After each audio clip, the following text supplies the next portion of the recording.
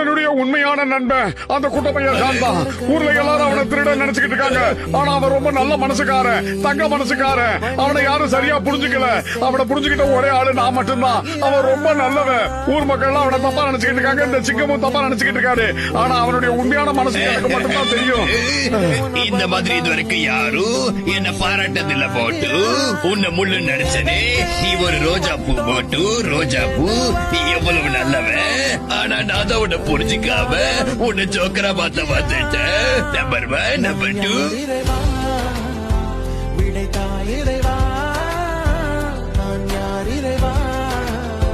பதில் சொல்ல மண்ணில் வருவாயா? நான் யார் இறைவா? விடைத்தாய் இறைவா.